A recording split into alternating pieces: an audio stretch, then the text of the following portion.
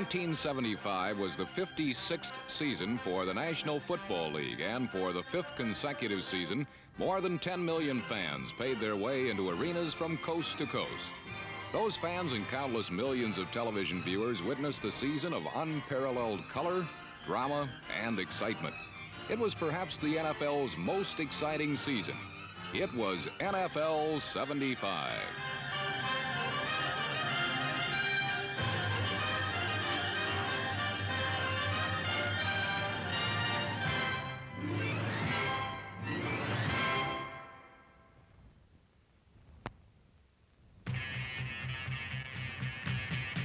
As the game of pro football became more and more modernized, so did the arenas in which it is played. The Detroit Lions moved into a bubble-domed 80,000-seat playroom called Pontiac Metropolitan Stadium. While in New Orleans, the main topic of conversation was the ninth wonder of the world, the incredible Louisiana Superdome. Or it was the main topic until the end of the season when Hank Stram was named the new head coach of the Saints. In Philadelphia, the new Eagle coach became youthful Dick Vermeil, fresh from UCLA's Rose Bowl upset of Ohio State. While in San Francisco, the search for a new head coach finally ended in Miami, when Don Shula's assistant head coach, Monty Clark, was persuaded to join the 49ers. Jack Pardee was another new and youthful head coach. His assignment was simply to rebuild the Chicago Bears. While in Green Bay, the new coach of the Packers was greeted as a returning hero, which indeed he was. Bart Starr could not transform the Packers into instant champions, but he did create some new kinds of excitement for the Green Bay faithful. Another former Packer hero, Forrest Gregg, took over the Cleveland Browns and found both frustration and a new 1,000-yard rusher in the sensational Greg Pruitt, number 34.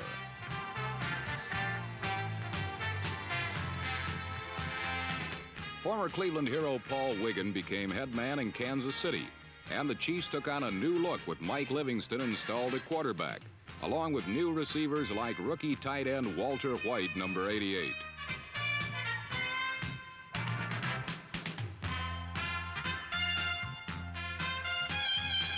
In New England, quarterback Steve Grogan and Patriot rookie tight end Russ Francis, number 81, became another new and surprisingly effective passing combination. The Denver Broncos were saddened by the retirement of all-time favorite Floyd Little, but at the same time were encouraged by the new and explosive talent of rookie wide receiver Rick Upchurch, number 80.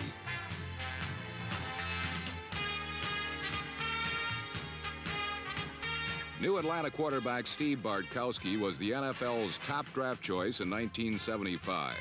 But on this touchdown against the Cincinnati Bengals, Bartkowski injured his elbow and was forced to sit out 1 month of the season.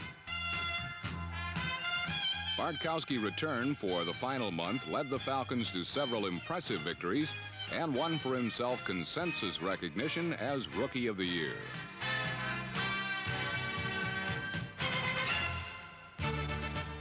San Diego coach Tommy Prothro had almost a whole roster full of new faces. But unfortunately for Charger fans, the results on the field were depressingly familiar. Surprisingly, the same was true in New York City, where Joe Namath had a relatively injury-free season. But the Jets still finished in last place in their division and in conference passing statistics. The Jets had 2 head coaches during 1975, and both were fired. Bill Arnsparger survived as head coach of the other New York team, mainly because his Giants improved somewhat, and occasionally even played very well.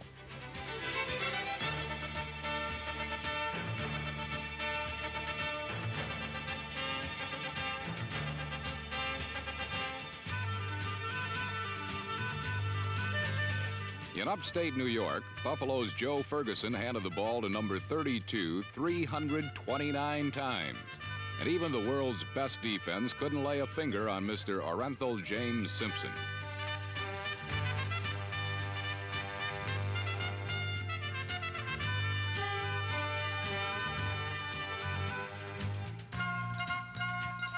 O.J. did not rush for 2,000 yards in '75, but he did rush for more than 1,800, or about 600 more than anyone else in pro football. O.J. also led the league in scoring with 138 points, the most ever by a non-kicker. And his 23 touchdowns broke the record set by Gale Sayers just 10 years earlier.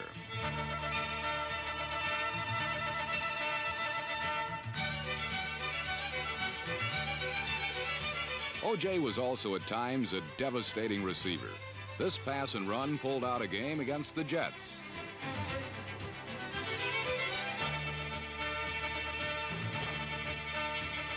Jim Brown, Gale Sayers, Hugh McElhaney, Lenny Moore. It's hard to imagine anyone better than the Juice. With O.J., the Bills scored 420 points in 1975, the most in the NFL. But they gave up 355 and finished 2 games out of first. A bitter disappointment for Coach Lou Saban and the Bills.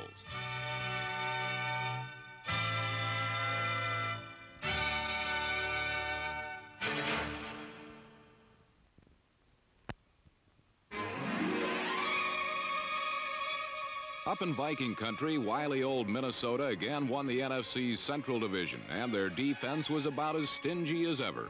But Coach Bud Grant had another reason to smile in '75.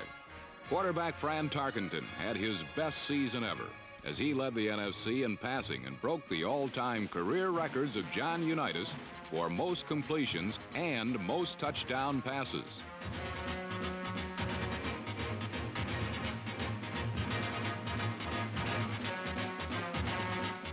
Fran Tarkenton, as always, threw to a variety of receivers, but his favorite was number 44, Chuck Foreman, who led the NFL in receiving and set a new record for running backs with 73 receptions. With men like this to help him, Fran Tarkenton was a consensus choice as the league's most valuable player.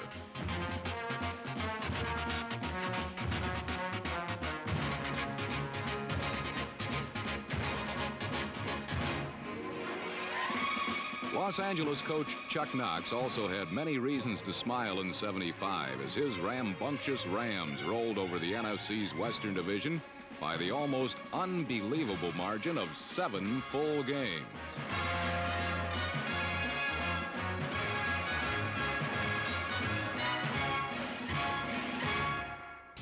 Don Coryell's St. Louis Cardinals had a somewhat tougher time in the NFC East, but they still managed to surprise most of the experts by winning the division title for the 2nd straight season. Number 21, Terry Metcalf, scored in every way possible for an offensive player and set a new NFL season record with 2,462 yards of total offense.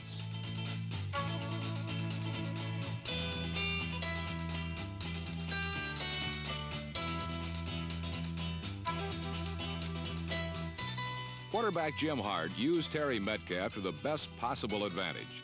Against the challenging Dallas Cowboys, Metcalf's spectacular end zone reception helped to clinch the division title for the Cardiac Cardinals.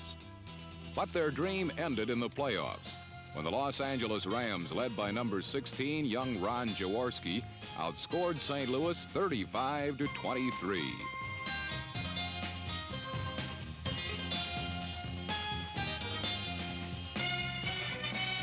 For George Allen's Washington Redskins, it was a year of almost total frustration. Billy Kilmer did get the ball to Charlie Taylor often enough for Taylor to break the all-time career record for pass receptions. And the Redskins even had a candidate for Rookie of the Year in Mike Thomas, number 22. But their season was perhaps best summed up by one weird play in St. Louis.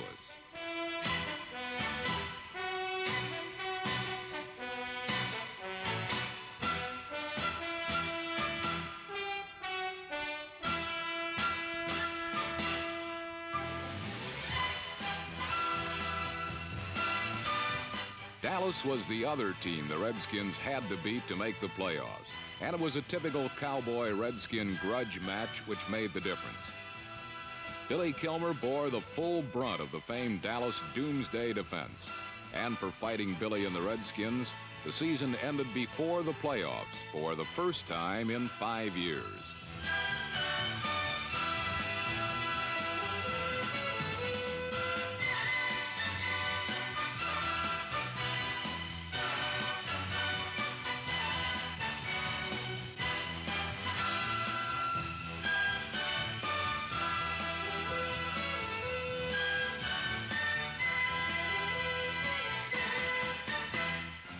At the start of the season, Dallas coach Tom Landry was given very little chance to do much because his Cowboys were supposedly at the beginning of a rebuilding program. But almost before anyone realized what was happening, number 12, Roger Staubach, had become the center of one of the most fascinatingly intricate offensive systems ever devised by any coach, rebuilding or otherwise.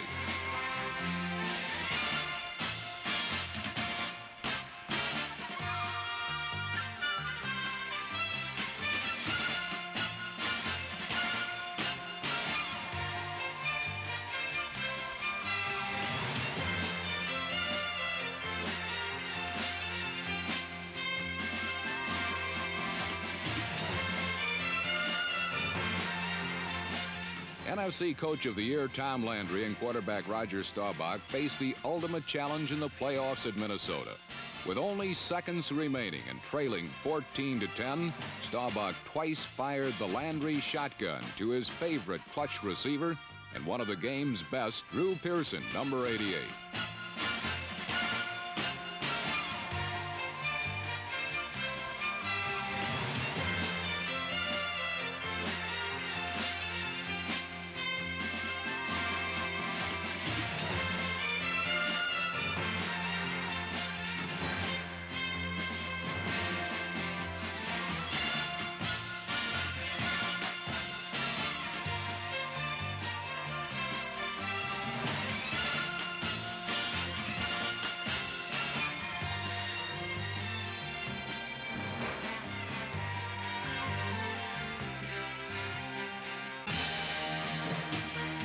The following week in Los Angeles, number 26, another Pearson, this time a former free agent named Preston, helped to shock the Rams in one of the season's greatest performances. Roger Staubach threw 4 touchdown passes, 3 of them to Preston Pearson, as the wild card Cowboys crushed the Rams to win the NFC title 37-7.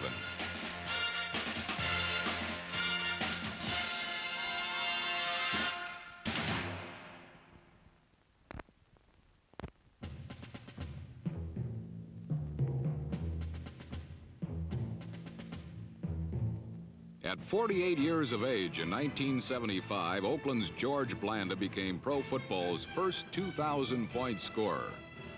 But as usual, the big story for the Raiders was their explosive offense. Ken Stabler and wide receiver Cliff Branch led the Raiders to the championship of the AFC West for the 8th time in 9 years. But Coach John Madden's silver and black machine was once again stopped short of the world title. This time, Oakland's dream of glory died in a snowy AFC championship and only 15 yards from the Pittsburgh Steeler goal line.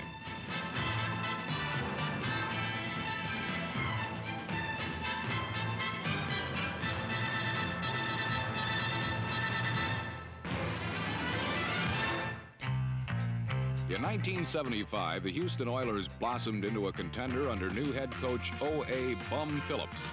5'9" Billy Hummingbird Johnson was the team's spark plug, and he tied a league record by returning 4 kicks for touchdowns.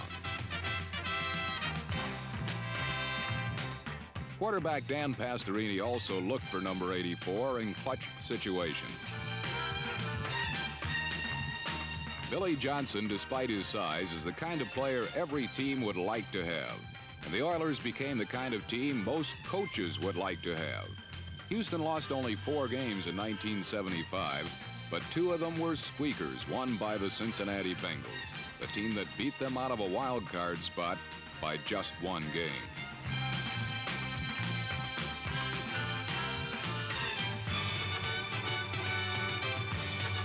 If any one game can be pointed out as the one which made the Oilers a winner, it would have to be the one against Don Shula's always tough Miami Dolphins.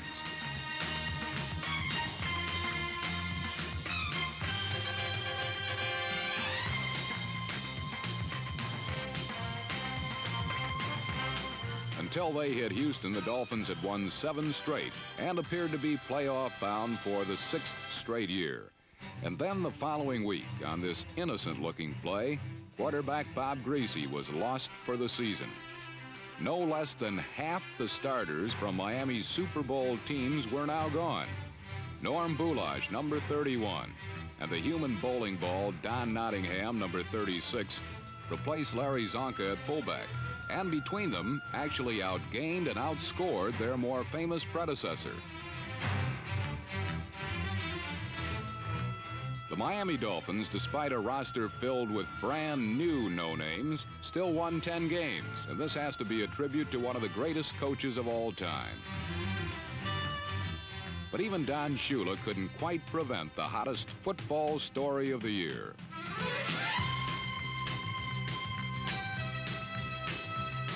The new Baltimore Colts were directed by rookie head coach Ted Marchibroda and a third-year rifle from Louisiana named Burt Jones.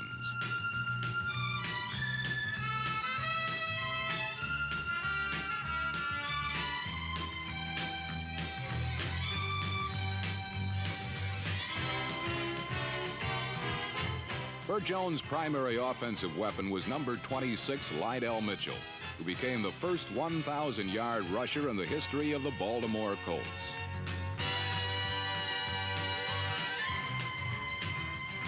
The moment of truth for Baltimore came in sudden death against Miami. A Chesapeake Bay fog rolled over Memorial Stadium and imparted even more drama to one of the NFL's most memorable games.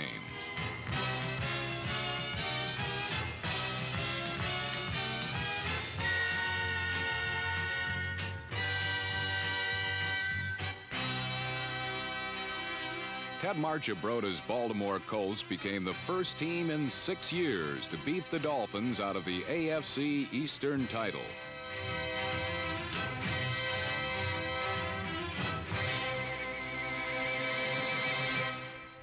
In Paul Brown's final season as a head coach, he and quarterback Ken Anderson led the Cincinnati Bengals to 11 victories and a wild card spot in the playoffs.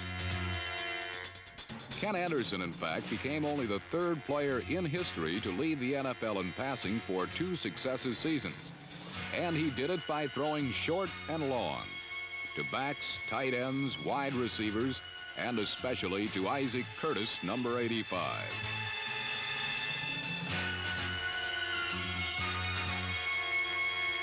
The passing game got the Bengals into the playoffs, but once there, they were outpassed and finally eliminated by the Oakland Raiders 31-28.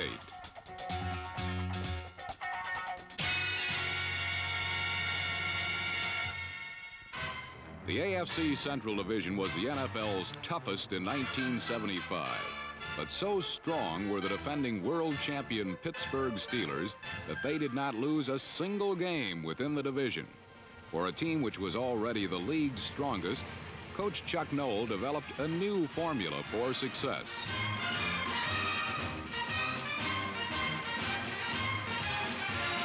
The 12 was, of course, quarterback Terry Bradshaw, while the rest of the equation depended upon a 5-foot 10-inch second-year receiver from Southern California by the name of Lynn Swann.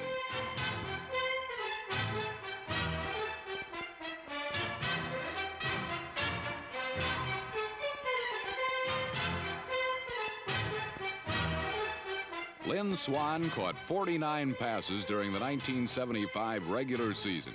Many of them were acrobatic delicacies, and 11 of them were for touchdowns. With more superheroes than they could use at one time, the Pittsburgh Steelers battled past Baltimore and Oakland in the playoffs and returned to the Super Bowl.